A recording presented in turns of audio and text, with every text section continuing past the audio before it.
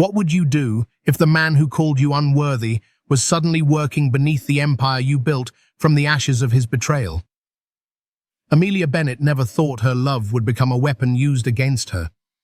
When she first met Liam Carter, he was a nobody, just a hungry intern with big dreams and worn-out shoes.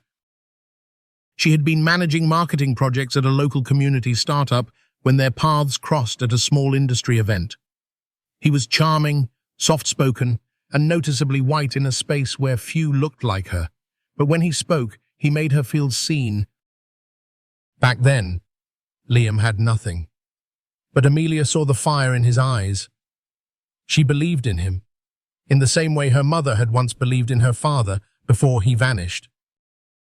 So when Liam whispered dreams of owning a company, running global campaigns and making it big, she said, "Let's build it together."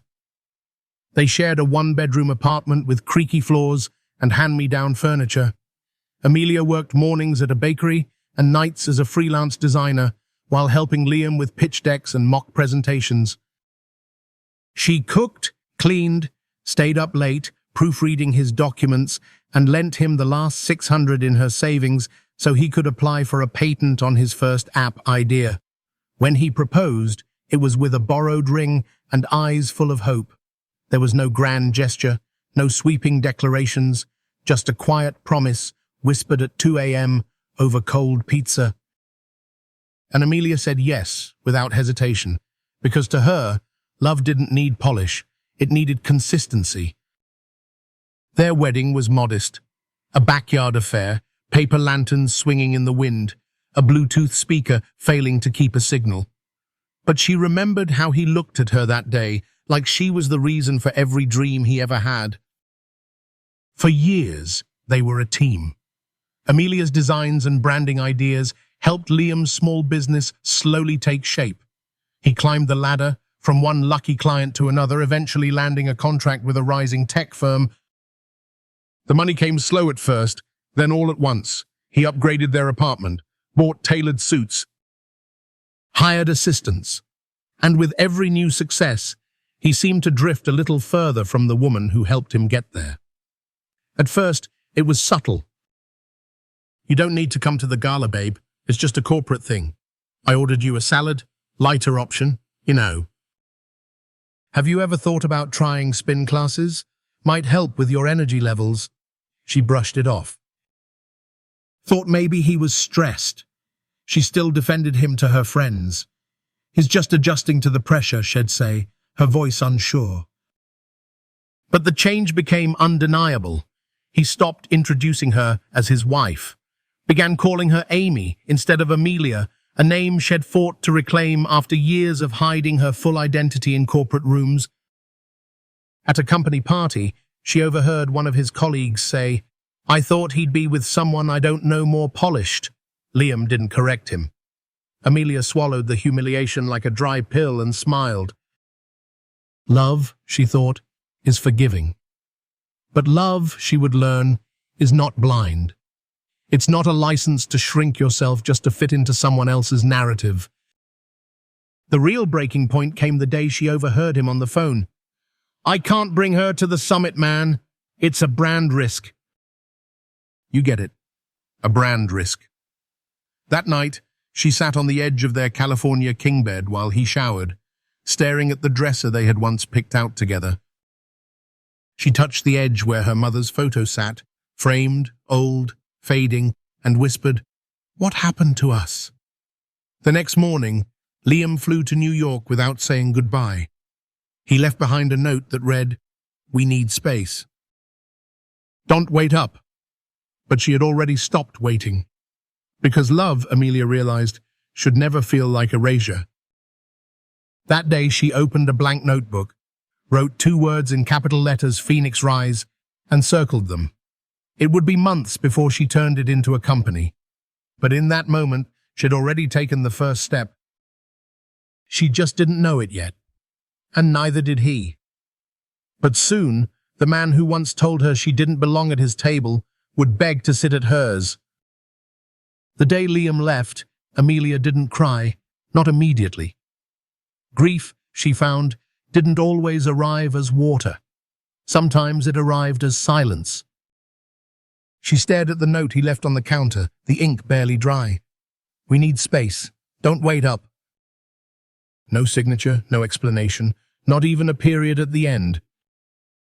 Just the kind of goodbye that thought itself too important to be bothered with closure.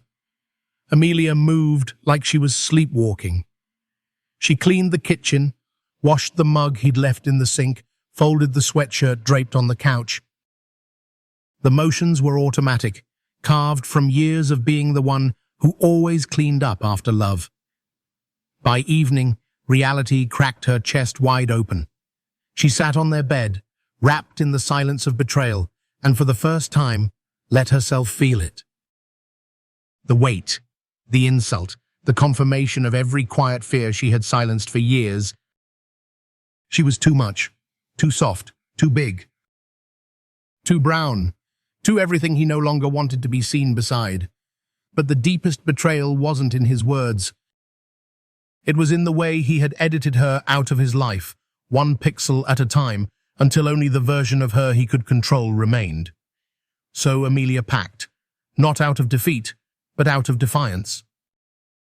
She wouldn't let him rewrite the story of her leaving. She would walk out on her own terms.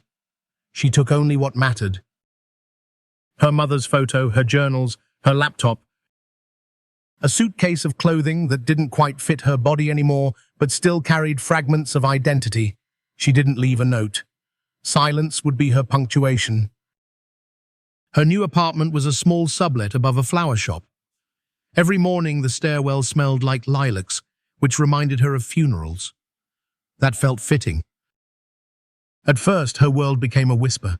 She ignored texts, muted Liam's posts, photos of his new girlfriend, curated captions about success, his sharp new image. He looked polished. She looked erased. Some nights, Amelia sat in the tub and whispered apologies to her reflection. "I'm sorry I made you wait so long to leave. Sorry I let him shrink us. Sorry I forgot we were worth saving." But even as she unraveled, something refused to break. The woman who edited pitch decks at 3 a.m., who navigated boardrooms with poise despite being overlooked, she was still in there, battered but breathing. So Amelia wrote.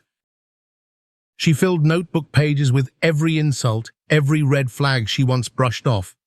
She didn't write to vent. She wrote to understand, to extract power from pain. She called the process her reconstruction plan. Phase 1, restore the body, not for beauty, but for strength. Phase 2, reclaim the mind, education, clarity, voice. Phase 3, rebuild purpose, launch something greater than revenge. She titled the folder, Phoenix Rise. Her days slowly found rhythm. Morning walks, tea instead of coffee. Yoga with the sound off, not for form, but for stillness. She joined an online support group for women publicly discarded. The stories mirrored hers, some more brutal, others eerily similar. One woman had been dumped 2 weeks after starting chemo. Another was told she no longer matched her husband's brand. But there, in that virtual circle of discarded queens, Amelia found voice again. She started freelancing, branding for small businesses, coaching women, launching digital platforms. Her tone was sharper now. She no longer edited herself to be palatable. Her body began to shift too, slowly, not through punishment but practice. She walked, she danced, she lifted light weights. Her sweat became a daily baptism, each ache a new prayer. 3 months after Liam vanished, she stood before a mirror wearing a dress she hadn't touched in a year. It still hugged her curves, but this time, those curves didn't apologize. She ran her hand across her midsection, soft but strong. Her arms full but firm. Her face lined but radiant, and she whispered, "I'm not healing to be wanted again. I'm healing so I never forget who I am." Then she picked up her phone and took a photo. Not to post, not for validation, just to witness. That photo would become the first image on Phoenix Rise's homepage months later. But for now, it lived only with her. And that was enough. By the 4th month, Amelia no longer flinched when someone said his name. She had moved past the phase of bitterness, that sharp, acidic taste of betrayal. What lingered now was purpose, a deep, quiet hum in her chest that grew stronger each morning. She was no longer just surviving. She was planning. Her mornings began before sunrise. She lit a candle, brewed chamomile tea, and read business case studies while the city still slept. Her reconstruction plan wasn't just personal anymore. It was beginning to take shape as something tangible, scalable, and it needed structure. Amelia enrolled in a free online business leadership course for minority women. She devoured modules on branding, digital marketing, and capital funding. It wasn't about chasing degrees. It was about owning the language, the numbers, the pitch decks, the words men once wielded to shut women like her out of boardrooms. Every evening, she added to a binder labeled Phoenix Rise. The name, once just a whisper in her journal, now headed mock brand kits, revenue projections, and a running list of startup costs. It would be more than a blog. It would be a platform, a sanctuary for women rebuilding themselves after abandonment, abuse, or humiliation. But to fund it, she needed money and credibility. So she worked. Amelia took on clients, single mothers starting bakeries, therapists launching private practices, immigrant women selling handmade products. She offered branding and web design for a fraction of market rates, asking only for permission to feature their stories later on Phoenix Rise. In helping them, she was building proof. And in return, they gave her something just as valuable: trust. One night, after delivering a logo project to a woman who ran a home-based candle company, Amelia received a handwritten card in the mail. "You didn't just give me a brand. You gave me the courage to believe people would want what I make. Thank you." Amelia pinned the card to her corkboard, right beside her blueprint. Each time she questioned if she was moving fast enough, smart enough, strong enough, she looked at that wall. And she kept going. By month 6, she had saved enough to rent a co-working space downtown. It wasn't glamorous, a refurbished loft with exposed pipes and a single window, but it felt sacred. The first time she opened her laptop there, she whispered aloud, "Let's build the thing they said we couldn't." She began filming short videos for the site. No makeup, no lights, no script, just truth. She spoke about shame, resilience, rebuilding, about walking into rooms that once rejected you, about being called too much, too big, too emotional, too serious, and learning that too much was exactly enough. She posted the videos anonymously under the Phoenix Rise brand. Within 2 weeks, one had over 80,000 views. The comments stunned her.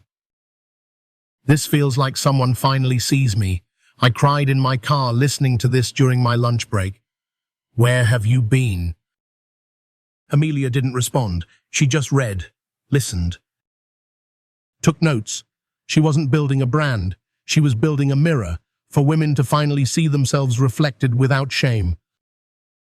Her body had also begun to change, not in the dramatic, viral before and after kind of way, but in ways that mattered.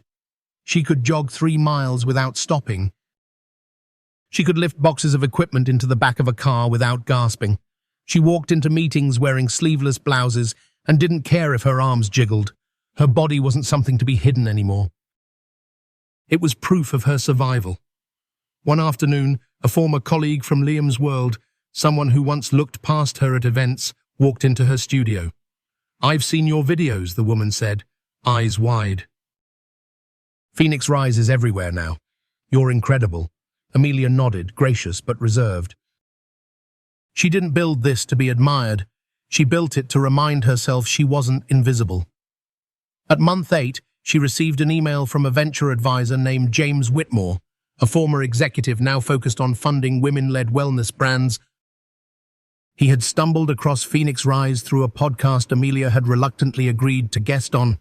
"I've seen a lot of platforms chase trends," he wrote. "Yours feels like it came from fire."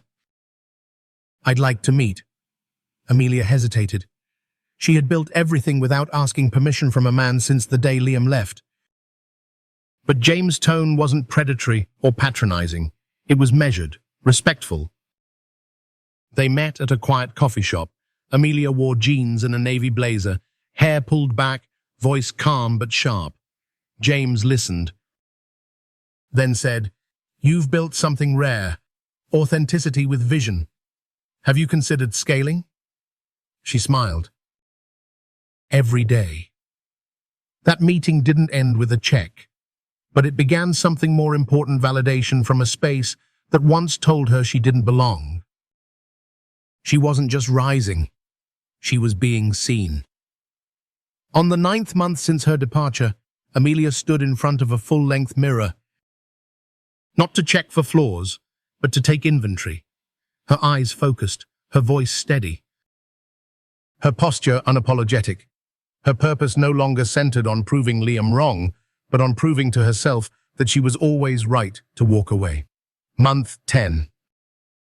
Amelia walked into the gala ballroom like she'd never begged for a place at anyone's table. She didn't come as someone's +1. She wasn't wearing a name tag from someone else's company. And she definitely wasn't hiding in the corner near the dessert table like she had 2 years ago.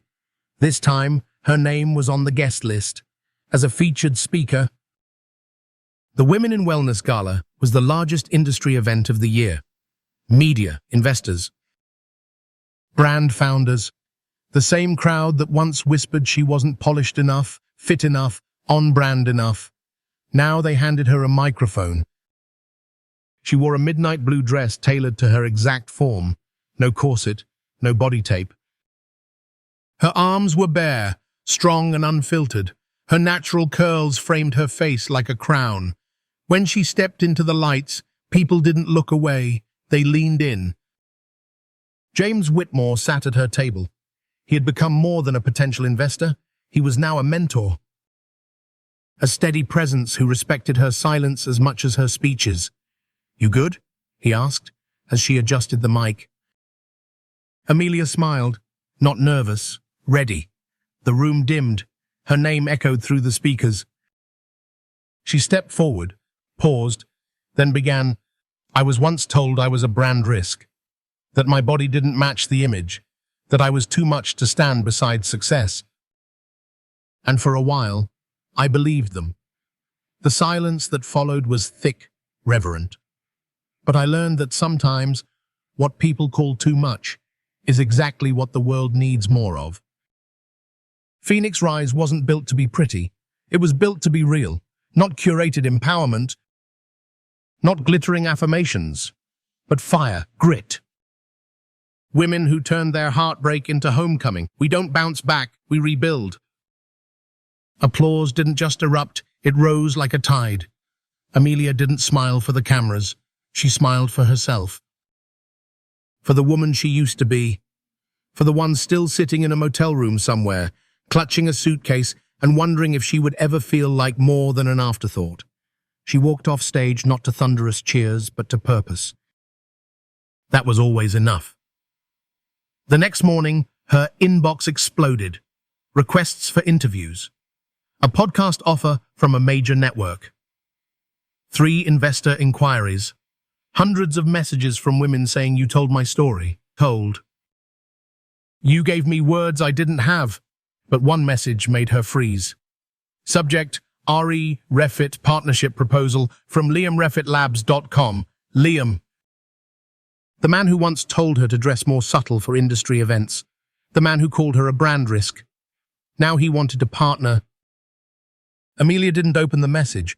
She forwarded it to Tessa Grant, her head of strategy. Tessa, former corporate PR shark turned Phoenix Rise's sword and shield, replied instantly. "Let me handle him." Amelia smiled. She hadn't built Phoenix Rise alone. She had built it with women like Tessa, overqualified, underestimated, and undeniable. Later that week, Tessa presented her with a full report. Refit was bleeding. Their user retention was tanking. Their branding had flopped after a failed rebrand aimed at modern women. Tone-deaf slogans, stock photo aesthetics, generic influencers. Meanwhile, Phoenix Rise had quietly captured the same audience through raw storytelling, trauma-informed design, and truth. "He's not looking for collaboration," Tessa said. "He's looking for survival." Amelia didn't flinch. "Let him drown!" But something else stirred beneath the steel of her voice. Not revenge, not pity. Closure. 2 weeks later, Refit hosted a pop-up wellness event. Flashy, loud, superficial. Amelia didn't attend. But a video surfaced on social media, Liam standing on stage, trying to lead a workshop on emotional resilience. He used her words, her cadence, even mimicked a line from her gala speech. It was laughable, but also infuriating. Tessa slammed her laptop shut. "He's using your story to stay relevant." Amelia sipped her tea. "Then let's give them the real one." She began working on a new campaign, Body Reclaimed. A storytelling series featuring women from the Phoenix Rise community. Real women, real stories, real bodies. No filters, no shame. Each woman shared what she had been told she was too much of, too loud, too soft, too dark, too old, too poor, too broken, and how she had learned to own it. The campaign exploded. National media picked it up. Celebrities reposted. Survivors messaged. Therapists used it in workshops. And quietly, Refit's last investor pulled out. One morning, Amelia walked past a newsstand. On the cover of a business magazine was her face. The headline, "Amelia Bennett, from brand risk to brand architect." She didn't stop walking. She didn't need the validation. But she did pause at a street corner and whispered, "You told me I didn't fit. So I built something too big for you to ever stand inside." She didn't just rise. She changed the altitude of the room. And Liam Carter, once the gatekeeper of her worth, was now locked outside a world she built from the ashes.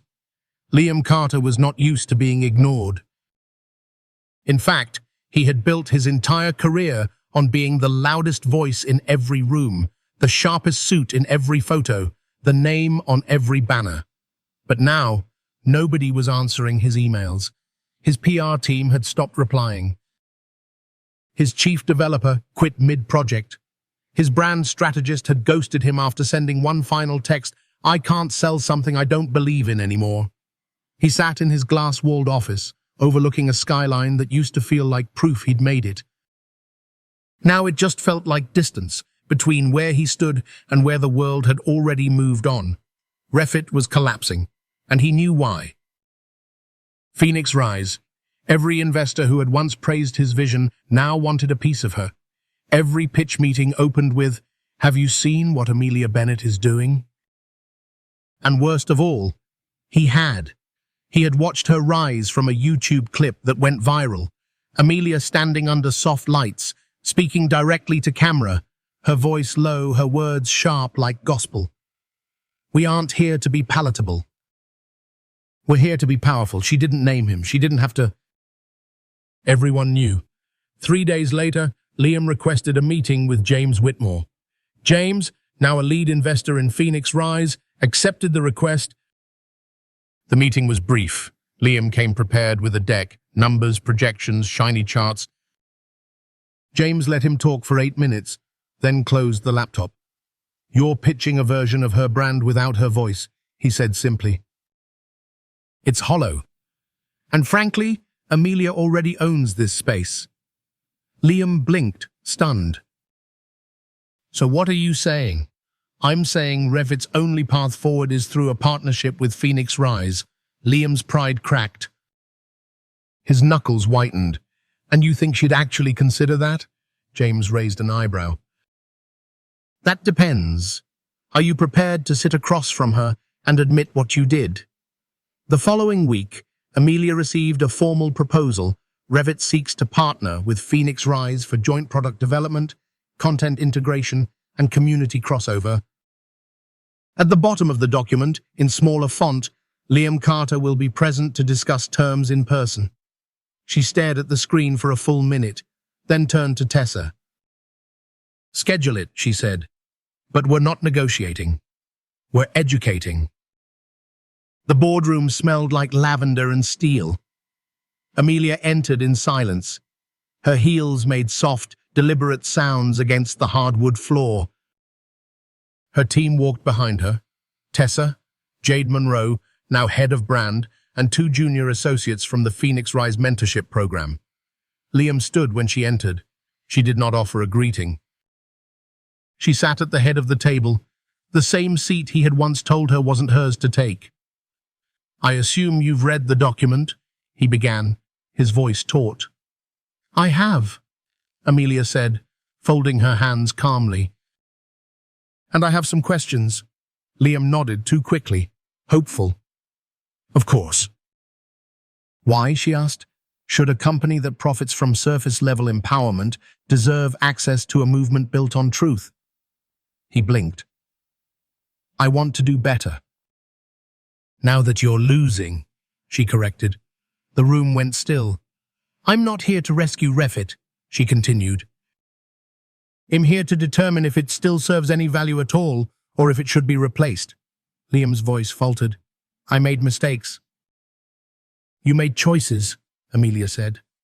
The distinction landed like a gavel. By the end of the meeting, Amelia laid out her terms. Full creative and operational control would remain with Phoenix Rise. Any collaborative project must prioritize community, not clout. Liam would step down as CEO, transitioning to an advisory role. All content and campaigns would undergo trauma-informed review. Liam hesitated. "You want me to walk away from my own company?" "No," Amelia said. "I want you to finally learn how to follow." He stared at her, the woman he had once deemed unfit for his brand. Now she was the brand. And he was just someone trying to keep up. The deal made headlines. Phoenix Rise acquires creative control over Revit. Bennett rewrites the rules from discarded to dominant. But Amelia didn't care about the press. What mattered was the email she received that night. "I watched your story with my daughter today. She asked me if I think she's too much for the world. I told her no. I told her she's just right. Thank you for giving me the words I never had. A mother from Detroit." Amelia read it 3 times. Then replied simply, "You don't need perfect words. You just need to see her. That's what we're building this for." She closed the laptop and stood on the balcony, wind brushing against her face. She had once begged for Liam to see her. Now he couldn't look away. And yet, it wasn't him she had built this for. It was for every woman who had ever been told to shrink. Phoenix Rise wasn't built on forgiveness. It was built on truth. And now, it was everywhere. The office looked the same. Same marble floors, same chrome door handles, same art on the walls, sleek, emotionless, curated for wealth and power. But everything else had changed, because this time, Amelia Bennett walked in as the one holding the pen. And Liam Carter was no longer the man at the top of the pyramid. He was just another employee, reassigned, stripped of title. And now reporting for the first time in his career to a woman who no longer flinched when he said her name. She hadn't requested his presence that morning, but his report had been delayed again, and protocol demanded accountability. So there he sat, outside her glass-walled office, rehearsing how to say what had once come so easily, "I'm sorry." But it didn't feel like enough. Inside, Amelia sat behind a minimalist desk, reviewing strategy proposals with her operations lead. She didn't rush. She didn't acknowledge Liam's presence through the glass. He waited 23 minutes. When the door opened, she didn't ask him to sit. She simply said, "What happened to your numbers this week?" Liam cleared his throat. "There were some internal delays. We had 2 people resign." "No," Amelia interrupted. That's not what happened. The truth is, the culture you created is still bleeding, and I'm the one cleaning it up. Liam's eyes dropped to the floor. She leaned back. Look at me, Liam. He did. And for the first time, she didn't see arrogance or even shame. She saw something more dangerous. Regret. The kind that doesn't scream. The kind that sits heavy in the bones. The kind that arrives too late. Over the next few weeks, Revit underwent a full transformation. The toxic policies Liam had once pushed were scrapped. Wellness retreats now included therapists, not just influencers. Diversity wasn't performative anymore. It was prioritized. And everywhere Amelia walked through the building, people whispered words that made her skin warm. She sees us. She listens. She's what leadership should look like. Liam saw it all. From the second-floor conference room where he now worked, he watched as interns once terrified to speak now presented bold ideas. He heard laughter in the break room, the kind that used to vanish when he entered. He watched women he'd overlooked rise to management roles under Amelia's mentorship. And most unbearable of all, he saw Amelia become the leader he never could be. One afternoon, while preparing for a joint town hall meeting, Liam caught a glimpse of himself in the elevator mirror. He barely recognized the man staring back. Not because of the grey at his temples or the tired crease beneath his eyes, but because this version of him, quiet, uncertain, humbled, was someone he had never bothered to become. He arrived at the meeting early. Amelia entered 10 minutes later, dressed in a charcoal jumpsuit and a calm authority that filled the space before she even spoke. The room quieted immediately. She nodded at him, professional, unbothered. During the meeting, she praised junior staff by name. She broke down quarterly goals with clarity. She asked questions Liam never thought to ask about wellness stipends, family leave policy, mental health benefits. She wasn't there to perform. She was there to build. And when it ended, the applause wasn't polite. It was personal. Liam didn't clap. He just watched. Because clapping felt dishonest. After the meeting, he requested a private conversation. This time, she granted it. They sat across from each other in a small conference room. Liam looked down at his hands. I don't know how to say this without sounding small, he said. You don't need to sound small, Amelia replied. You just need to be honest, he inhaled. I didn't just fail the company, he said quietly. I failed you, and not just in business. Amelia said nothing. Her eyes steady. I built something on your back, he continued, and then left you when I thought I didn't need you anymore. But now, I see I never really built anything. I was borrowing your strength the whole time. Her jaw tightened. She didn't flinch, but her silence screamed louder than any outburst. You don't owe me forgiveness, Liam said. But I needed to say it. Finally, Amelia spoke. You're right, she said. I don't owe you anything, but thank you for saying what should have been said years ago. He nodded. I used to want you to see me, she continued. Now I just hope you see yourself and start choosing better. He stood slowly, no handshake, no plea. Just a quiet exit. And as he walked away, Amelia whispered to no one. That's what healing sounds like. That night, alone in her studio, Amelia pulled out a small wooden box from her desk drawer. Inside was the note Liam had once left on their kitchen counter. We need space, don't wait up. She read it one last time. Then she fed it into the paper shredder. As the machine hummed, she smiled softly. The weight was gone. Amelia wasn't expecting it. It was a Tuesday morning, ordinary, grey, uneventful, the kind of day that usually passed without memory. She was sipping ginger tea, reviewing analytics for the upcoming Rise Unfiltered video series, when her phone vibrated. Unknown sender. No subject.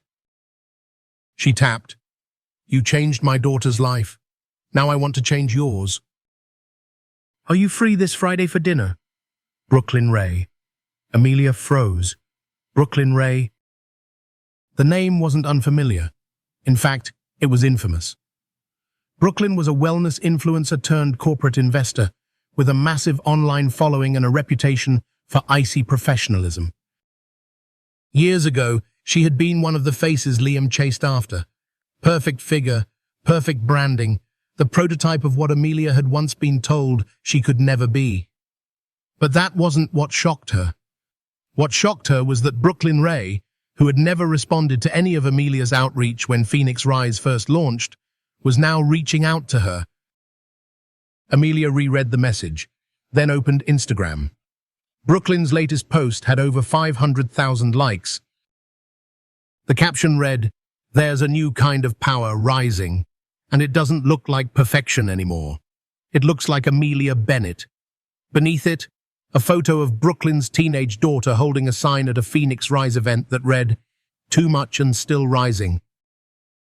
Amelia didn't reply immediately. She took her time, because the version of her that once chased validation was gone. Now she moved on her own terms. Friday night arrived. The restaurant was quiet, tucked in the corner of an old hotel in the Arts District. Candlelight, linen, no flashing cameras. Brooklyn was already seated. She stood when Amelia walked in.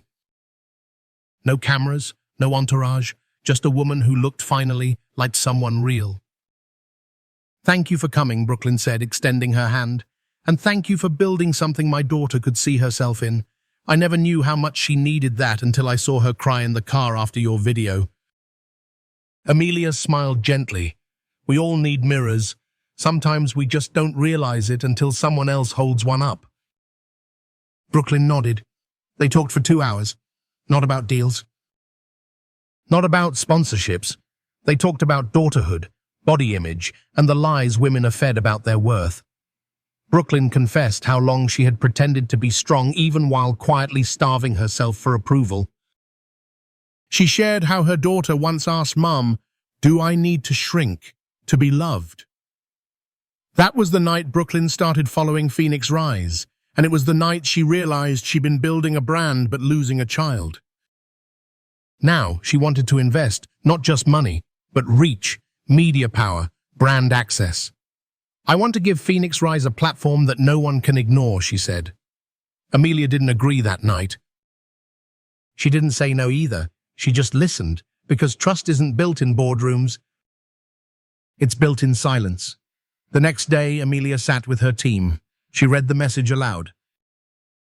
Then looked at each woman in the room, Tessa, Jade, Camilla, and 2 new hires who used to be members of the Rise community themselves. "What we've built is powerful," Amelia said. "But we need to decide, do we scale? Or do we deepen?" The room fell quiet. Tessa, always the strategist, spoke first.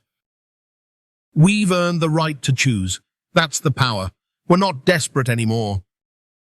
Camilla added, "I think we can do both, but only if we protect what makes us different. We don't polish trauma here. We honor it." Jade leaned forward. "Brooklyn has reach. And more importantly, she's changed. You can see it in her daughter." Amelia nodded. "I'll meet with her again," she said, "but we don't rise for power. We rise to rewrite the story." A week later, they made it official. Brooklyn Ray became a strategic partner in Phoenix Rise. She didn't get creative control. She didn't ask for equity. She asked for impact, and gave Amelia the one thing she'd always fought for: visibility without compromise. Together, they launched the Rise Collective, a cross-platform storytelling network for women of all ages and backgrounds. It wasn't about perfection. It was about presence. Stories of abuse survivors who became coaches. Stories of single mums launching tech apps from public libraries. Stories of girls once bullied into silence now leading workshops in schools. And every episode ended with the same line: "This is not about bouncing back. This is about becoming." At the launch event, Brooklyn Ray stood beside Amelia on stage. But she didn't speak. She handed the mic to Amelia and stepped back. Because real allies don't center themselves. They amplify. Amelia looked out over the crowd, over 400 women standing shoulder to shoulder, some in heels, some in sneakers, some in tears. She didn't give a speech, she just said, "We were never too much. The world was just too quiet." And the room erupted not with applause, but with belonging. By the 12th month, Amelia Bennett had become a name people didn't just know, they quoted. Her words were stitched onto sweatshirts, printed on bookmarks, spoken in podcasts, and whispered like prayers in mirror reflections across the country. She was, as one headline put it, the woman who rebuilt herself and then built a movement. But with visibility came scrutiny. The kind that didn't ask to understand, the kind that didn't care where you came from, the kind that always came with a smile, a pen, and a camera light, the kind that quietly asked, "Who do you think you are?" It started with a media request from a major daytime talk show, one of the biggest in the country. They pitched it as a celebration of resilience, a tribute to women who had reclaimed their narratives. They asked Amelia to come on and talk about Phoenix Rise, her journey, and how she bounced back after heartbreak. That word, bounce back, irked her. She never bounced. She clawed. But her team encouraged her to do it. Exposure mattered. Millions of women watched that show daily. It could help amplify the upcoming launch of their Rise Youth platform for teenage girls, so she agreed. They booked her a suite, flew her in first class, sent a stylist and a prep team. It felt like success. Until she walked onto the stage. The host was a woman with perfect posture and warm veneers. She introduced Amelia like a prize, not a person. This woman went from being dumped for being too much to running one of the fastest-growing empowerment brands in the country. Please welcome Amelia Bennett. Applause. Cheering. Lights. Amelia smiled, but it didn't reach her eyes. She sat down, adjusted her mic, told herself to stay centered. The first few questions were standard. What inspired Phoenix Rise? How did you find the strength to begin again? What would you tell women who feel broken? Amelia answered with honesty, clarity, heart, but then came the shift. The host leaned in, lowered her voice slightly. You know, a lot of our viewers have seen pictures of your ex-husband, Liam Carter, tech CEO, very visible, very polished. The audience chuckled. Amelia's spine straightened. Do you ever look at him now and think, wow, you really fumbled the bag? More laughter. Even a few claps. Amelia smiled, tight, small. That's not really where my focus is anymore, she replied carefully. I didn't rise to get back at anyone. I rose to get back to myself. The host nodded, but she wasn't finished. I have to ask, when you were at your lowest, were you ever afraid no one else would love you again? Amelia blinked. The crowd hushed. Because that wasn't a question. That was a wound. She cleared her throat. I wasn't thinking about who might love me. I was thinking about whether I could love myself again. Applause. But something inside her cracked, not from pain, from clarity. This wasn't about empowerment. This was entertainment. Backstage, her team praised her. You were incredible. Social media is already blowing up. You handled that dig with so much grace. But Amelia wasn't smiling. That night in her hotel room, she sat cross-legged on the floor, her jumpsuit still zipped to her neck, hair pinned, face scrubbed of makeup, and she whispered aloud, "Am I becoming a brand or a mirror?" The next day, the episode aired. Clips went viral. Memes. Tweets. Headlines. Amelia's classy. Clapback. Queen energy. She shut it down. Empowerment never looked so good, but her inbox told a different story.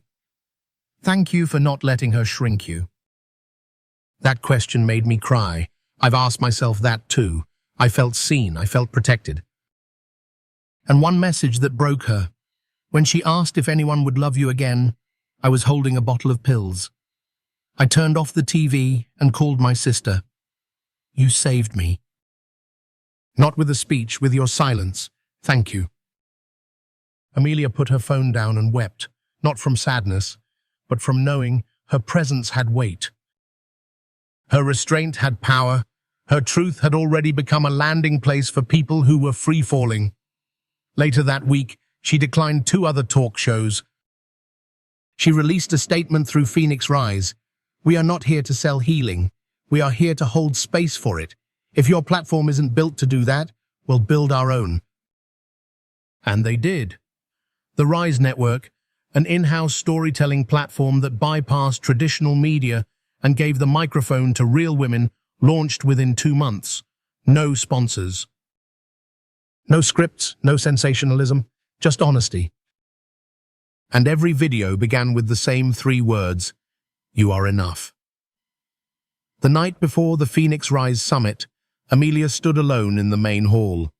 Rows of empty chairs stretched before her, 500 of them, all facing the circular stage in the center. No podium, no elevated platform, just a circle. Deliberately chosen, because this wasn't about hierarchy, it was about belonging. She walked the perimeter slowly, ran her fingers over the backs of chairs, each one reserved for someone who had once thought they were too broken to lead. Now they were all coming, survivors, activists, entrepreneurs, teachers, students, former inmates, single mothers, domestic abuse counselors. No VIP section. No velvet ropes, just women who had decided that shame was no longer welcome at the table. And in the center of it all, Amelia. But something inside her was unsettled. Not fear, not doubt. It was something deeper, a recognition that she had outgrown every room she once begged to be let into, and that meant it was time to stop asking. The next morning, she woke before the sun. No makeup, no glam team. She braided her own hair slowly, meditatively, like her mother once did on Sunday mornings. She put on a black linen jumpsuit and flat shoes, no statement necklace, no designer coat. Because her presence no longer needed ornament, it was enough. The summit began with quiet. Not music, not flashing lights, just the sound of 500 women breathing in the same space together. Amelia stepped into the circle, no introduction, no title. She stood for a moment. Let them look at her. Let herself be seen, not as a leader, not as a brand, but as a woman who once crawled out of a motel room holding nothing but a suitcase and a decision. Then she spoke. I used to ask permission to speak. Permission to be loud, permission to take up space, permission to lead without apology.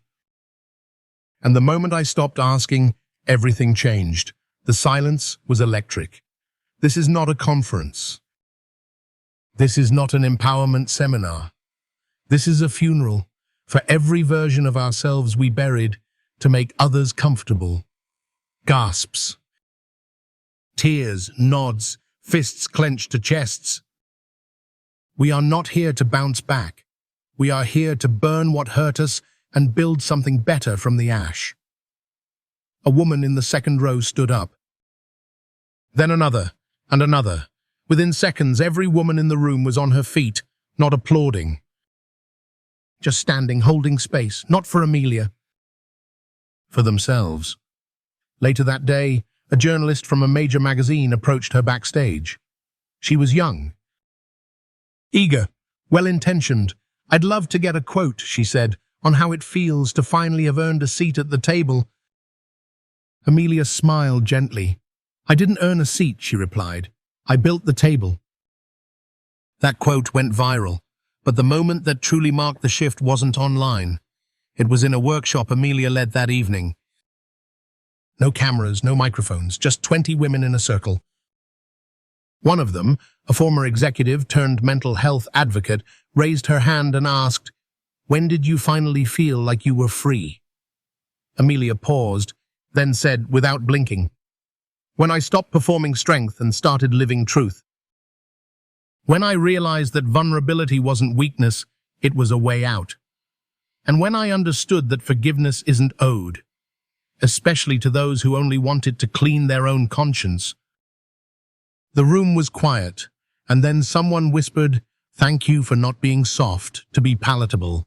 Thank you for being sharp enough to cut through." Amelia nodded, because she hadn't come to comfort anyone. She came to awaken. That night, she walked home alone. No driver, no fanfare. Just her and the sound of her own footsteps echoing against the concrete. For the first time, she didn't feel like she was proving anything. She didn't feel watched. She didn't feel small. She felt complete. And as she reached her front door, she looked up at the stars, smiled, and said out loud, "I don't need a seat. I am the room." It was never supposed to be this big. When Amelia launched Phoenix Rise, she wasn't thinking about legacy. She wasn't dreaming of global summits or strategic partnerships or being quoted in policy circles. She just wanted to survive. She just wanted to wake up and not feel like she had to justify her existence. But here she was, 2 years after the night she was told she didn't fit, now sitting in a sunlit room overlooking the Capitol, surrounded by lawmakers and women's rights advocates, being asked what she thought should be written into the next National Mental Health Bill. She didn't bring charts. She didn't cite stats. She just told the truth. No policy matters if we're still teaching girls to disappear in order to be loved. No funding matters if it only goes to places that are photogenic. No healing happens until power meets honesty. When she finished, a congresswoman stood and said, "Miss Bennett, I think what you're doing is rewriting what leadership looks like." Amelia didn't smile in pride. She smiled because finally the right people were listening.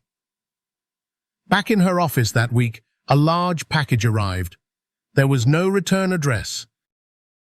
Just a small, handwritten label. "You saved me before you ever knew I needed saving." Inside was a framed photo. A woman, brown-skinned, hair buzzed short, eyes wide and unflinching, standing behind a podium, accepting her master's degree.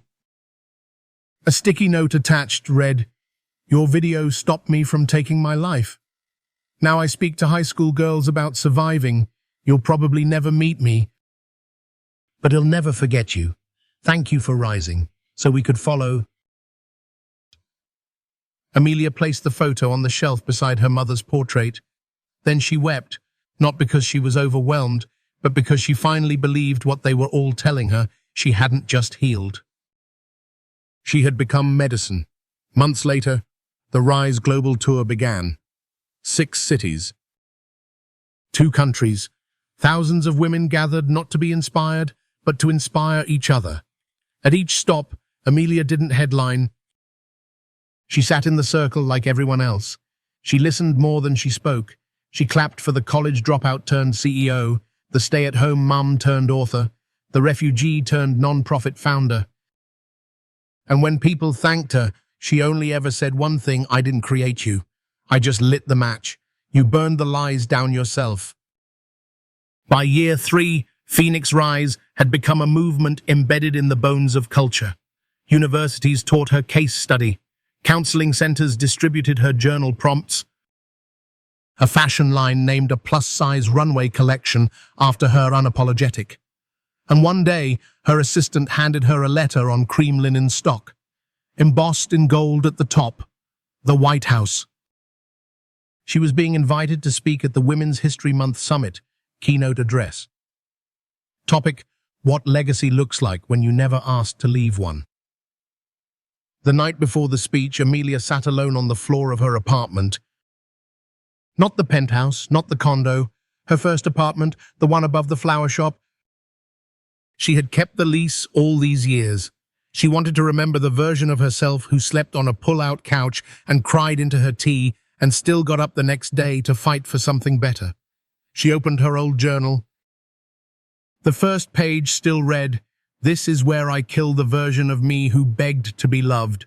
She added a new line below it, "This is where I built the woman others would one day call home."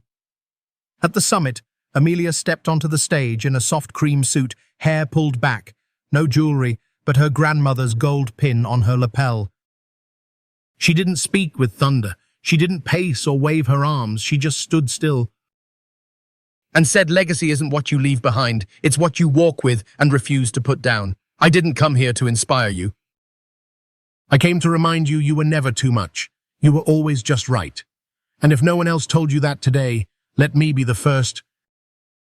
Silence. Then one woman stood, then another. And another. Until every woman in the room, leaders, founders, mothers, senators, stood in quiet, defiant reverence. Not for Amelia, but for themselves. After the speech, a young intern approached her in tears. She whispered, "How do I start?" Amelia placed a hand over her heart and smiled. "You already did. There comes a time in every life when the world stops clapping, the spotlight dims, and we're left asking, did I live true to myself, or just try to fit in?"